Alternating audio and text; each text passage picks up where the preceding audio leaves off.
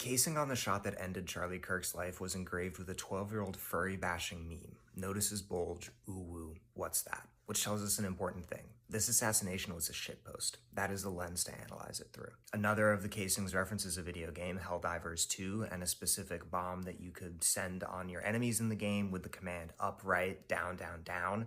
This command line sort of became a meme in image boards where it would be deployed to kind of represent, ending an argument, but almost more so as just like, if you know, you know. And that sort of signals the in-group there. Another of the 4 casings references Bella Ciao, which is an Italian anti-fascist anthem from the World War II era that has stuck around and remained very popular online. It's been used both in left and right-wing political contexts, and it's used in a lot of video games. And then the 4th and final shell casing was engraved with, if you're reading this, you're gay, LMAO. This was a shitpost. It was designed to be maximally disruptive and incomprehensible, cloaked in layer upon layer of irony so that nobody would know what he really meant unless they were our guy. This performs a kind of nihilism that plays really, really well on particular image boards and Discord servers where this guy spent most of his life. And I say most of his life because that furry meme is from 2013. He was 10 years old when it was first posted and became popular. He, like you and I, grew up alongside this part of the internet that trickled out through the other platforms that we went on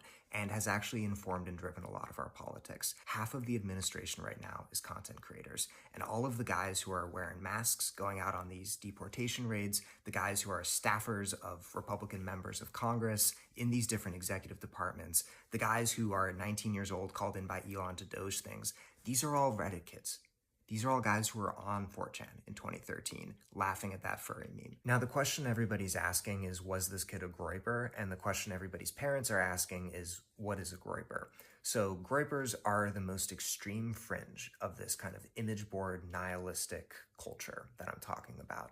They're led by Nick Fuentes, who is a content creator and a streamer, and they really are about transgressing any boundary that exists. They are like explicitly white nationalists, really bad, horrible people. The name Groyper originates from this variant of Pepe the Frog, which comes about in the late 2010s, and these guys adopt it as a kind of collective self-portrait. They make it their profile picture, they make it their moniker. There was the Groyper War of 2019, in which Nick Fuentes and his people trolled Charlie Kirk and Turning Point USA, showing up at these debate events and asking questions that would push Kirk to say things that were even more extreme than Kirk was already saying. So where Charlie Kirk took like one step toward these kind of white or Christian nationalist ideas, the Groypers took 2 steps. They demanded that he make the subtext text. One post people have been citing as proof of the Groyper hypothesis is this one from his mother's Facebook that shows him dressed up as a meme for Halloween. It seems like the meme is Gopnik Pepe, which is a 4chan meme to my understanding, but I don't quite associate it with Poll, which is like the political board on 4chan that most people are talking about it.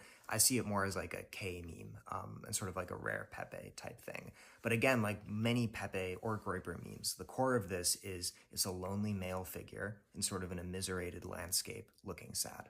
And that's part of the story I wish more people were talking about. What's driving our political violence isn't just polarization, where one side is getting more radical and kind of undermining democracy, nor is it algorithms, like some have said, that are like pickling the brains of young people. It is that feeling, which these Pepe memes represent, of you're always going to be alone, you're never going to have a future, and you're never going to have a voice. And that feeling, which is by no means rare or unusual in our society today, collides with a particular set of circumstances. This long entrenched nihilistic online tradition, the ready availability of firearms, and the increasing derangement of mainstream discourse, this ambient sense of like tension and volatility that exists in the air to produce stuff like this.